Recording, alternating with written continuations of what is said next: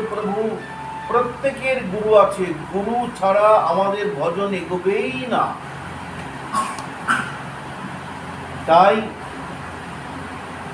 তুমি গিয়ে ধ্রুবর কানে গুরু মন্ত্র দিয়ে আসো, মানে গুরুদেবের দ্বারা যে মন্ত্র দেওয়া তাকে বলে গুরু মন্ত্র।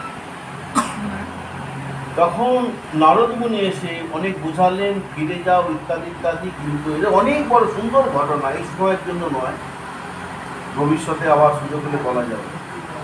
তো নারদ মুনি তখন দেখলেন যে ধ্রুব নিশ্চল, মানে শুনছেন না, ভগবানকে ডাকবেই।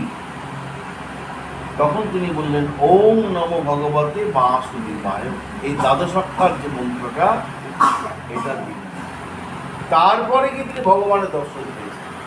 তো যেখানে ভগবান নিজে, আমি বলছি না, ভগবান নিজে বলছে নারদ মুনিকে যে আগে তার কানে মন্ত্র দাও, কারণ সে জানে না, সে নিয়মটা জানে না, তাই তোমাকে পাঠাচ্ছি। কারণ ভগবানের একটা নিয়ম আছে, তার কাছে তুমি ইচ্ছা মতো যেতে পারো না, আগে গুরুচরণ আশ্রয়। তুমি যে ভোরবেলা ঠাকুর জাগাবে, আগে গুরুদেবকে জাগাতে হবে, তবে তো ভগবান জাগবে নাকি। এগুলো জানে ভগবান শ্রীকৃষ্ণ। শ্রীমদ্ ভাগবতে ৮০ অধ্যায়ে সুদামাকে কাছে ডেকে বললেন, সুদামা, এই দেহ শ্রী গুরুদেবের, আমরা গুরুদেবের ঋণ কোনোদিনই শোধ করতে পারবো না, কোনোদিনই শোধ করা সম্ভব নয়। যিনি আমাদেরকে অন্ধকার থেকে তুলে নিয়ে এসে আলোর পথ দেখালেন, যিনি আমাদের ভগবানের চরণ পাইয়ে দিলেন, এই কৃষ্ণ বলছেন ভাগবতে, তার ঋণ শোধ করা যায় না। সেই জন্য চৈতন্য চরিতামৃতে বললেন, দীক্ষাকালে শিষ্য করে আত্মসমর্পণ, এইগুলো সেই কালে কৃষ্ণ তারে করে আত্মসমর্পণ। ওই জন্য গুরুদেবকে আত্মসমর্পণ করে দিতে, আর ভগবানকে আত্মনিবেদন আছে না, নববিধা ভক্তি লাস্টে আত্মনিবেদন। তাহলে ভগবানকে আত্মনিবেদন আর গুরুকে আত্মসমর্পণ। আত্মসমর্পণ না করলে, হে গুরু, এই দেহ মন প্রাণ বলে যা কিছু আছে সবই তো তোমার, এই বলে গুরুদেবকে আত্মসমর্পণ করতে হবে। আর শ্রীকৃষ্ণ এও বললেন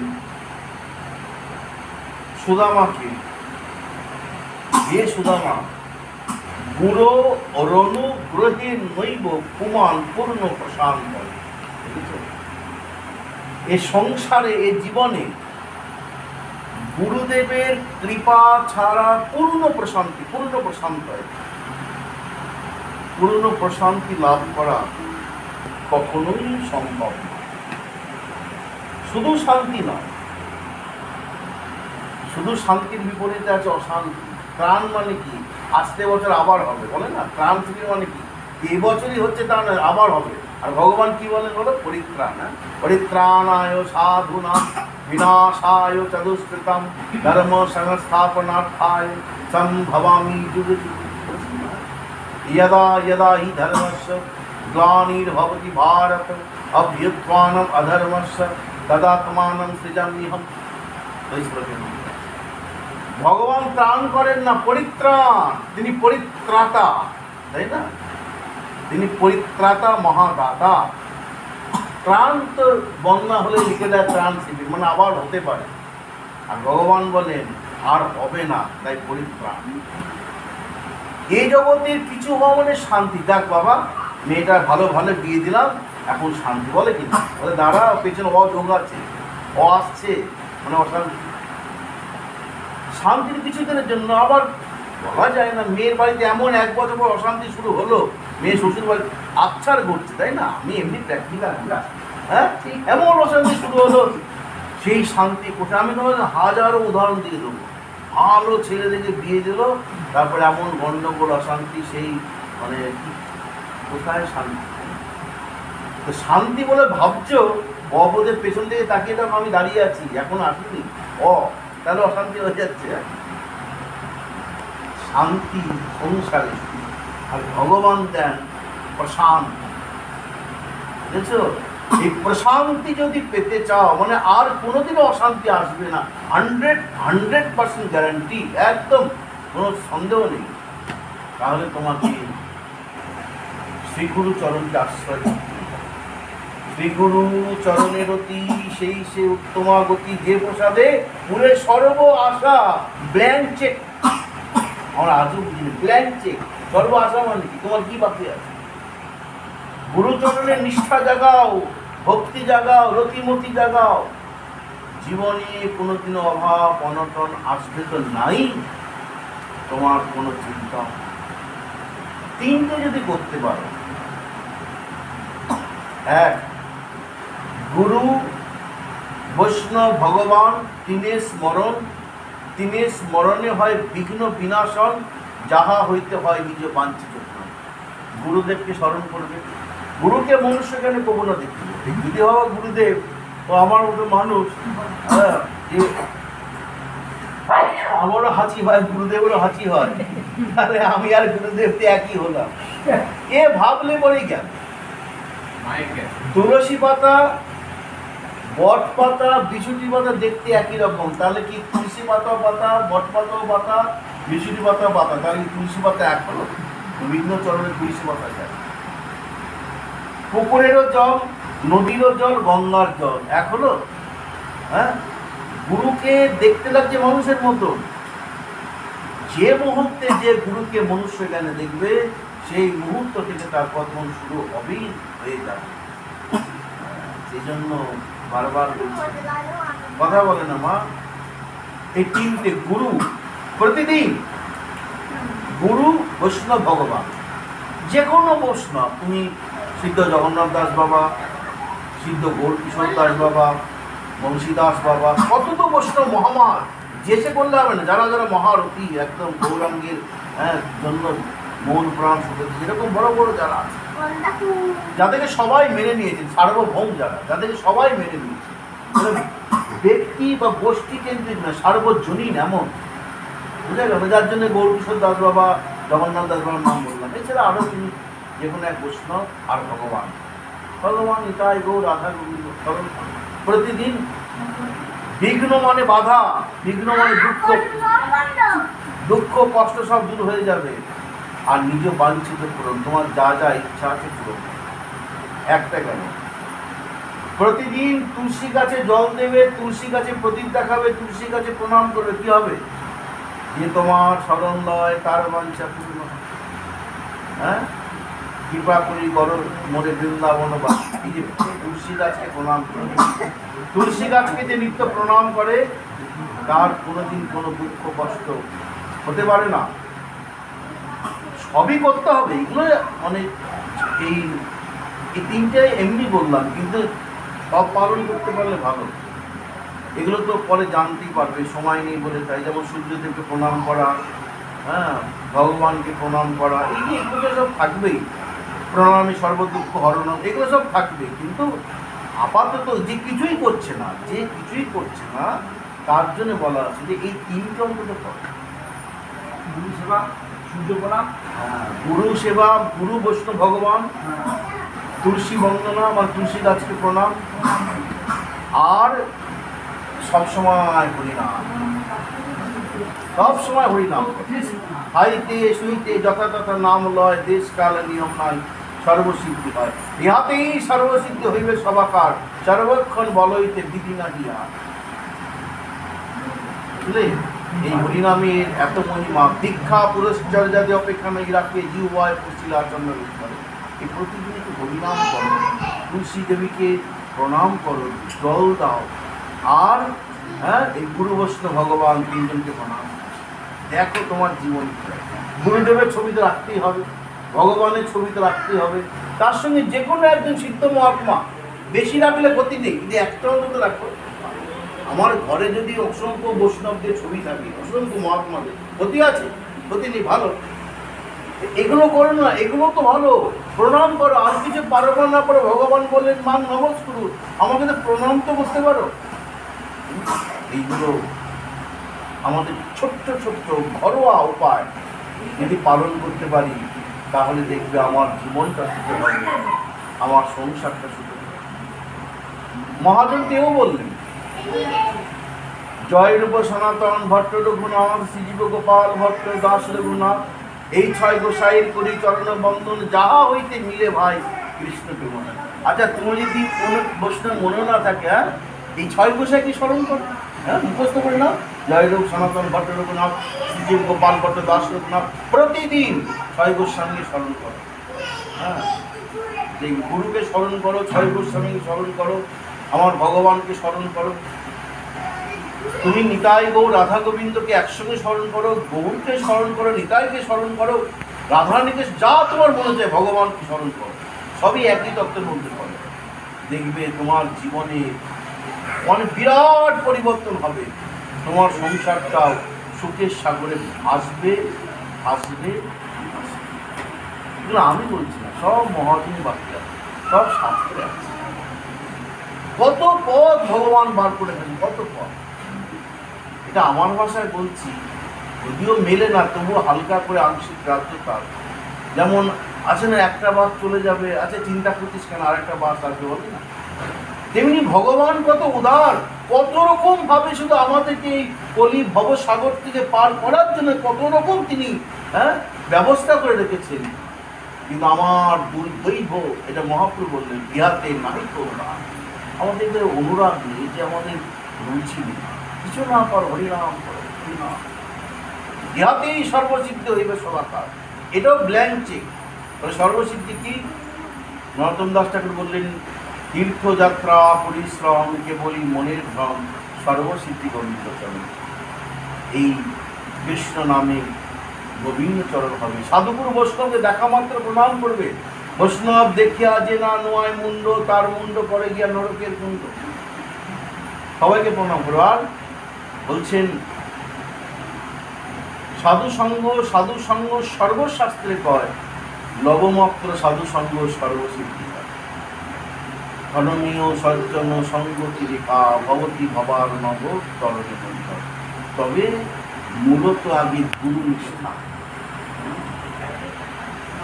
যাহারও প্রসাদে ভাই এ ভব তরিয়া যায়, কৃষ্ণ প্রাপ্তি হয় যাহা হইতে। তাহলে দেখো, এই যে ভগবানের সংসার, যার কৃপাতে তুমি ভব নদী পার হয়ে যাবে, সংসার দুঃখের সাগর উত্তীর্ণ হবে, আর কৃষ্ণ চরণ অনায়াসে লাভ হবে। তিনি তো গুরু। আর কি চাও? শ্রীগুরু পাদ পদ্ম নিত্য যে করে বন্দনা, যা হইতে ঘুচে ভাই সকলে শক্তি। এরপরও যদি মানুষ কষ্ট পায়, বুঝতে হবে তার গুরুচরণে ভক্তি নাই, হরি নামে নিষ্ঠা নাই, সাধুচরণের প্রতি নাই, আর ভগবত নামে তার বিশ্বাস নাই, যার জন্য তার দুঃখের শেষ নাই। কৃষ্ণ ভুলিনি অনাদি বহির্মুখ, অতএব মায়া তারে দেয় সংসার দুঃখ। যতক্ষণ তুমি কৃষ্ণকে ভুলে তুমি অন্যান্য কিছুতে মেতে থাকবে, তোমার মতন দুঃখী আর করবে। কৃষ্ণ সূর্য সম মায়া অন্ধকার, যাহা কৃষ্ণ তাহা নাহি মায়ার অধিকার। যেখানে ভগবানের নাম হয়, যেখানে সাধুগুরু বৈষ্ণবের আগমন হয়, যেখানে ভগবানের সেবা হয়, সেখানে কলি মানে দুঃখ, মায়া মানে দুঃখ, সেখানে প্রবেশ করতে হয়। এই জন্য দেখবে যেসব জায়গায় নিষ্কিঞ্চন মঠ মন্দির সাধুরা থাকে, সেখানে আমি তো কোনোদিনও দুঃখ কষ্ট অর্থের অভাব কোনোদিনও দেখিনি। আমি তো ঘুরছি মাঝে মাঝে বৃন্দাবনে, আমরা টাকার পেছনে ছুটছি, আর টাকা সাধুদের পেছনে ছুটছে যে আমাকে গ্রহণ করে। সাধুরা নিষ্ঠুর সাধুরা বলছে আমার দরকার নেই, আমার চোখে দেখা। তো প্রথমেই আমাদের ভজনের মূল হচ্ছে গুরুচরণ আশ্রয়। এই গুরুচরণ আশ্রয় করলে প্রথম গুরুদেবের কথা তোমাকে মানতে হবে। এক, বিশ্বাসে গুরু বাক্যের শুরু। গুরু বাক্যে তোমার বিশ্বাস রাখতে হবে। সত্য জ্ঞানে গুরু বাক্যে যাহারও বিশ্বাস, অবশ্য তাহার হয় ব্রজভূমি বাস। হ্যাঁ, গুরুমুখ পদ্মবাক্য হৃদয়ে করিয়া ঐক্য, আর না মনে করিব আশা। গুরুদেবের বাক্যে তোমার বিশ্বাস রাখতে হবে। মন্ত্রমূলম গুরু বাক্যং, গুরুদেবের বাক্যই তোমার মন্ত্র। গুরুদেব যা বলছেন তোমাকে মানতে হবে। তিনি যদি সদাচার সম্পন্ন হন, যদি তার পরম্পরা ঠিক থাকে, তাহলে তার বাক্য তোমাকে মন্ত্রের মতো মানতে হবে। তিনটে বললো, গুরু বাক্যে সুবিশ্বাস, মন্ত্রমূল গুরু বাক্য, আর একটা কি, সব ছাড়ি গুরু আজ্ঞা বলবার। হাজার লোক হাজার কথা বলবে, বলতেই পারে, কিন্তু আমার শ্রী গুরুদেব কি বলছেন, আমাকে সেটাই শুনতে হবে। আবার বলি, যদি গুরু পরম্পরা ঠিক থাকে সেখানে কিন্তু তার বাক্যকে অগ্রাহ্য করলে মহাঅপরাধ। এর ভুরি ভুরি প্রমাণ গ্রন্থে অজস্র রয়েছে। সেখানে তিনি বলেছেন এটি শেষ কথা। আর গুরু সেবা মানে কি? গুরুদেবের আদেশ পালন করাটাও গুরু সেবা। গুরুদেব যা বলতেন সেটা মানতে হবে, যেটা অসুবিধা হবে গুরুদেবকে জানাতে হবে। কিন্তু গুরুদেব বলছেন, তুমি তখন সম্মতি জানালে মানে আমি করবো। আর বামুন গেল ঘর নাঙুল তুইলা ধর, হ্যাঁ, ও গুরুদেব বলতেই পারে, ও বলুক, ওই এই কান্দে ঢুকাবে, এই কান্দে বের করে দেবে। যে কত ভয়ানক ভুল পথে হাঁটছো ভাবতে পারছো না। গুরুকে গুরুরূপে কৃষ্ণ কৃপা করে ভক্ত করে, সাক্ষাৎ ভগবান গুরুরূপে আছে। তো গুরুদেবের কথা যদি কেউ মানতে পারে তার জীবনে উন্নতি হবে, ভগবত প্রাপ্তি হবে। একটা দৃষ্টান্ত দিয়ে বিশ্রাম দেবে। একটি মিষ্টি ছেলে, তার নাম দুঃখী, হৃদয় চৈতন্য বাবার কাছে এসেছে ওই অম্বিকা কান্না। অম্বিকা কান্না নাম শুনেছেন তো? হ্যাঁ, যেখানে ঝলক দর্শন হয়, আমি গেছি। অম্বিকা কান্না, কান্না কান্না কান্না। এবার কি হয়েছে, হৃদয় চৈতন্য বাবা বা হৃদয় চৈতন্য ঠাকুর, তিনি হচ্ছেন গৌরীদাস পণ্ডিতের শিষ্য। এখন ছেলেটি দুঃখী এসেছে, এসে প্রণাম করেছে, গুরুদেব আপনি আমাকে আপনার চরণতলে রাখুন। গুরুদেব বলছেন, কি করবি? আপনি আমাকে যা বলবেন আমি তাই করব। ঠিক আছে, যা। ওই গঙ্গায় ডুব দিয়ায়, কালনাতে গঙ্গা আছে, নবদ্বীপও আছে, ডুব দিয়ে এসছে, কানে মন্ত্র দিলেন, শরীরটা কাঁপছে। গুরুদেব কি এমন মন্ত্র দিলেন যে আমার সারা শরীরটা কাঁপছে। আজ থেকে আমি তোকে কৃষ্ণ দাস করলাম, গৌর দাস করলাম, নিতাই দাস করলাম। দীক্ষা মানে কি? দিব্য জ্ঞান দাদা কি তোমার মধ্যে দিব্য জ্ঞান জাগরিত করে যে আজ থেকে তোমার স্বরূপ হলো জীবের স্বরূপ হয় নিত্য কৃষ্ণ দাস। এইটা জাগিয়ে যায়। ভালো গুরুদেব, আমার সেবা কি? তো সেবা তুই প্রতিদিন গঙ্গা থেকে জল নিয়ে আসবি কলসি করে। আর এই যে ফুলের বাগান, যে ফুলের সেবা গোবিন্দ সেবায় হয়, নিতাই গৌরের সেবা হয়, সেই ফুলের বাগানে জল দিবি। আমি ওদের অম্বিকা কান্না যে মানে ঝলক দর্শন যে নিতাই গৌর আশ্রম আছে গৌরীদাস পণ্ডিতের, সেখানেই একটা বই আছে, সেখান থেকে পড়েছি। এটাই তো জল বয় প্রতিদিন, ওই দুঃখী প্রতিদিন জল বয়ে দেয়, কোনো কথা বলে। গুরুদেব বলেছেন আ গুরু, শ্রী গুরু, জয় গুরু, আর মাথায় করে জল করে। দিনের পর দিন যায়, দিনের পর দিন যায়, দিনের পর দিন যায়। হঠাৎ একদিন গুরুদেব ডাক দিয়েছে, আয় দুঃখী, কেমন আছিস বাবা? প্রতিদিন সেবা করছি, দেখছি তোর সঙ্গে কথা বলতে সময় নাই। আর দুঃখী সবে মাথা থেকে কলসিটা নামিয়েছেন, দেখছেন মাথার মধ্যে পোকা কিমি। আমরা তাও তো মাথার মধ্যে কাপড় দিয়ে জল বইতে যাবো বা ইট বইতে যাবো, তার গুরুদেব বলেছেন। আর ওই সেবাটাই তার নিত্য সেবা হয়। আগে ওই সেবা গুরুদেব বলেছেন, সব ছাড়ি গুরুকে বলাবো। গুরুদেব বলছেন, তোর মাথায় পোকা হচ্ছে, আমাকে আগে কেন বলিস নি বাবা? হ্যাঁ, কি অবস্থা বলতো? আর আমি তো কত খেয়াল করবো, কত শিষ্য। বলে, গুরুদেব এই দেহ কি আমার? যেদিন আমি আপনার কাছে দীক্ষা নিয়েছি সেই দিন এই দেহ আপনাকে আমি সঁপে দিয়েছি। অতএব আমার দেহে কোথায় কি হচ্ছে না হচ্ছে সে দেখার দায়িত্ব আমার নয়। আমি শুধু দেখব আমি আপনার আদেশ পালন করতে পারছি। গুরুদেবের চোখে জল। গুরুদেব বললেন, কি এত উচ্চ স্তরে চলে এসেছিস? শোন, আজকে থেকে তো স্থান হবে দুঃখীর সে কি কান্না। গুরুদেব, আমি তো ভেবেছিলাম আমি সারাটা জীবন আপনার চরণতলে থেকে হা গৌর, হা নিতাই বলে, জয় গুরু, শ্রী গুরু বলে আমি আপনার সেবা করতে করতে আমার জীবন কাটিয়ে দেবো। আর আপনি আমাকে আপনার সেবা থেকে দূরে সরে দিচ্ছেন। দুঃখী বলছেন, গুরুদেব আমি তো আপনার চরণতলেই থাকতে চাই। গুরুদেব বললেন, ওরে ওকে বৃন্দাবনে পাঠাচ্ছি কেন? আজ থেকে তো স্থান বৃন্দাবনে। যেটা আমাদের মূল উদ্দেশ্য। বলো, আমাদের স্থান কি, আমাদের ভজন কি? যুগল ভজন। হ্যাঁ, মধুর শ্রী বৃন্দাবন যুগল ভজন ধন মোহে করল উপদেশ। আমাদের ভজন যুগল ভজন, সমগ্র গ্রন্থগুলো না। আর আমাদের স্থান কোনটা বলো, আমাদের ভাবনা কোনটা? গ্রন্থকার বলছেন, নরোত্তম দাস ঠাকুর বলছেন, গৌরাঙ্গ বলিতে হবে পুলক শরী, হরি হরি বলিতে নয়নে বহেনি, আর কবে নিতাই চাঁদ করুণা করিবে, সংসার বাসনা মোর কবে তুচ্ছ হবে, বিষয় ছাড়িয়া কবে শুদ্ধ হবে মন, কবে হাম হেরব শ্রী মধুর বৃন্দাবন। দেখেছি, আমাদের স্থান হচ্ছে কোথায়? বৃন্দাবন। আর আমাদের ভজন কি? যুগল ভজন, একদম প্রেম ভক্তি চন্দ্রিকা পরিষ্কার করে দিয়েছে নতুন। তাহলে আজ থেকে তো আরে সবাই তো বৃন্দাবন যাবার জন্য অস্থির, আপনাকে পাঠিয়ে দিচ্ছি। বলে গুরুদেব ওখানে গিয়ে আমি কি করবো? প্রতিদিন নিদুভবনের সামনে তুই থাকবি আর জয় রাধে শ্রী রাধে বলে এটাই করতে হবে। গুরুদেব যা বলছেন তাই অক্ষরে অক্ষরে পালন করছে। প্রতিদিন নিদুভবনের সামনে ঝাঁট দেন আর সেই ঝাঁটা নিয়ে দুঃখের মাঝে দরিদ্র তাদের গুরুদেব কবে এমন দিনটি আসবে যবে জয় রাধা শ্রী রাধা বলে রাধারানীর চরণকে আমি বুকে জড়িয়ে দেব। কবে আসবে? হে রাধে, আমার তো ভজন নয়, সাধন নয়, কিচ্ছু নয়, কিন্তু আমার শ্রী গুরুদেব বলেছেন তুই বৃন্দাবনে যা, নিদুবনে ঝাঁট দেখিস, একদিন না একদিন রাধারানী কৃপা করবেই করবে। রাধে, আমার না হয় ভজন নেই, আমার গুরু কথা তো দাম আছে। গুরুদেব বলেছেন, কবে সেই গুরুদেবের ইচ্ছা পূরণ হবে? প্রতিদিন ঝাঁট দিতে দিতে একদিন ভোরবেলায় কাক পক্ষীও ডেকে ওঠেনি, ওই দুঃখী দেখছেন একটি সোনার উপর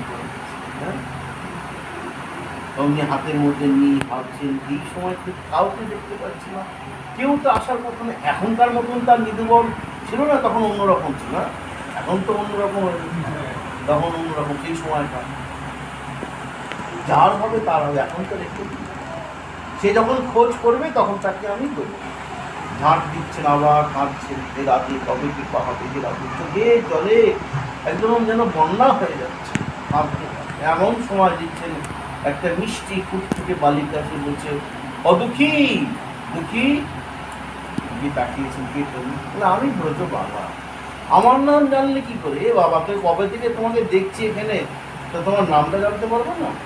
আচ্ছা আচ্ছা, বলো তুমি কি চাও? ওই যে তোর কাছে নুপুরটা রয়েছে, ওটি ওটি আমাকে দাও। ওই যে তোমার কাছে নুপুরটা রয়েছে, ওটি আমাকে দাও। তখন দুঃখী বলছেন, তোমার কাছে নুপুরটা দেবো? এই নুপুরটা কি তোমার? বলে না। বলে দাদা তোমাকে দেবো কেন? বলছি, মা দুঃখী, তুই জানিস না? হ্যাঁ, তুই জানিস না দুঃখী? কোনো গ্রন্থে তুতুকারি আমি পেয়েছি, আবার কোথাও বিভিন্ন করছে, বিভিন্ন বই পড়ি তো। তুই জানিস না দুঃখী, এই নুপুরটি আমার নয়, কিন্তু আমার সখী। আমার সখী তো যে কেউ সঙ্গে যেতে পারে না, তাই আমার মতন অসংখ্য সখী তার আছে তার আদেশ পালনের জন্য। সে যে রাজরাজেশ্বরী, দেখি আমার মতন যে কেউ সঙ্গে যাবে, তাই আমি এসেছি। যে দুঃখী লক্ষ্মী আমাকে।